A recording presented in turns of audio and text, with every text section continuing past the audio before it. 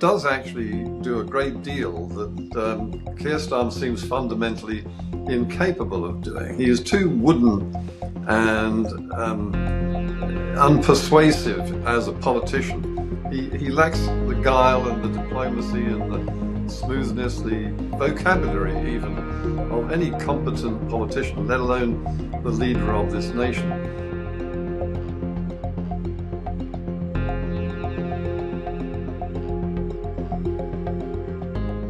This was probably the best speech that King Charles, either as King or as Prince of Wales, has ever delivered, and possibly the most consequential, because in recent times the relationship between Britain and America has been in trouble, mainly because of the personal clash between the President, Donald Trump, and our Prime Minister, Keir Starmer.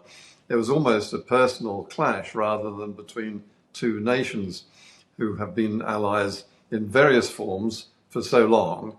And I think that the King expressed and articulated this point with almost a degree of brilliance. And of course, the speech was scripted for him, but nonetheless, it was delivered by the King.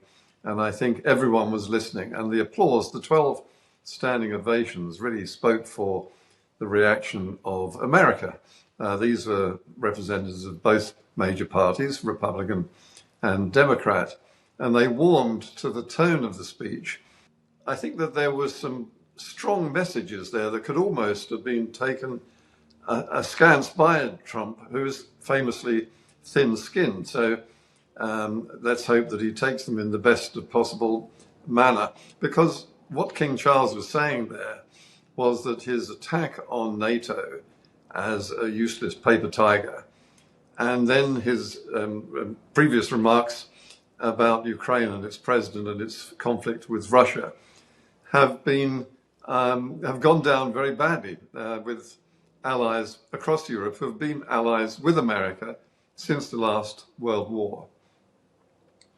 I think that his words on defense spending were particularly interesting from a political observer's point of view, because it rather put Keir Starmer in a spot too. He made it clear that there needed to be an increase in defense spending, which I think Keir Starmer has paid only lip service to so far, saying that it will increase, but in no way has he actually done anything about it.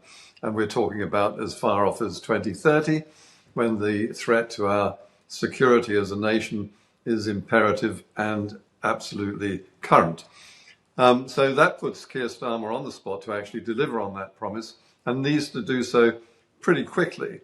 It's fair to point out that this speech wouldn't have been delivered without having first been seen and vetted and in some ways perhaps amended by Downing Street in advance. So you have to assume that it has the assent and the consent of the Prime Minister.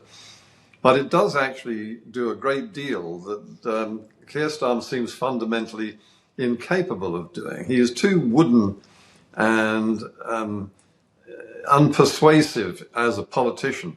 He lacks the guile and the diplomacy and the smoothness, the vocabulary even, of any competent politician, let alone the leader of this nation. And the stark contrast between his stumbling performances in the past and the King's absolutely brilliant delivery in this speech, which was, as I say, crafted by a diplomatic genius, I think, because every word counted. It was delivered with very soft tones.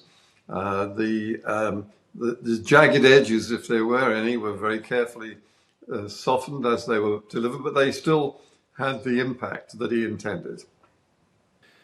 From the bitter divisions of 250 years ago, we forged a friendship that has grown into one of the most consequential alliances in human history. I pray with all my heart that our alliance will continue to defend our shared values with our partners in Europe and the Commonwealth and across the world.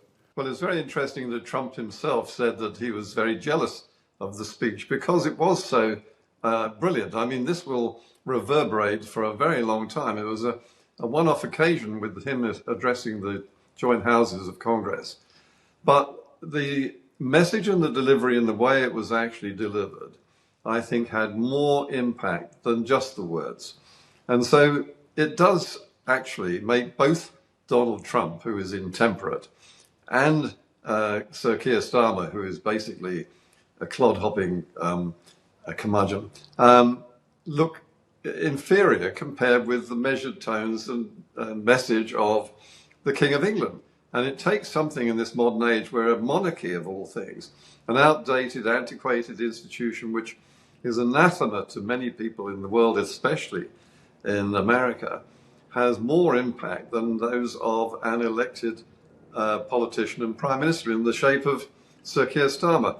Whether it has any lasting impact on the relationship between the two leaders of Trump and Starmer remains to be seen. I think you can't just have fine words, you have to have actual delivery. And unless Keir Starmer stumps up with some money for our armed forces pretty damn quick, I think that it will simply be words again. The challenges we now face, from those who wish us harm across the world to balancing the risks and opportunities of powerful new technologies, to the threats to the very international rules that have allowed us to trade and have kept power in balance for 80 years, those challenges encourage us to reaffirm tonight the basis on which our partnership has been built. The thing about Donald Trump is that his mother was Scottish, and he keeps talking about his mother, and he was very flattering to King Charles by saying that his mother told him that she had a crush on him when he was younger. And you also have to remember that Donald Trump is not a young man. He's brought up in the post-war years and has old-fashioned views about institutions like the monarchy. And the fact that he has property in Britain, in Scotland, in his golf courses and so on, there's an element of nostalgia there, but I think it's quite deep-seated because he keeps referring to it. And I think he deferred to the king and to the late Queen in ways which are really out of character for a man who is so bombastic and egotistical in his normal way of life. So there is a special place, undoubtedly, in the heart of this president, which the monarchy can reach and elected politicians simply cannot. I think that not just Starmer and Britain, but the whole of Europe now need to listen to the King's words, because NATO, as well as Britain, needs to stump up the cash to prove that it does mean business about defending itself and not relying on the American taxpayer to spend billions and billions every year bailing it out when it comes to threats from Russia particularly. So I think that this is what the King has managed to do here. With almost, if you listen to the words just for the sake of the sound and watching his face and so on, it's difficult to really see and hear the hard message that were contained in those soft words. He was telling Donald Trump off. And he was telling Keir Starmer off too, but with the consent of my Prime Minister, as he described him. Everything that the King does is with the approval or acceptance of the Prime Minister of the day. So that message would have been not just received loud and clear in Downing Street, but it would have been known in advance.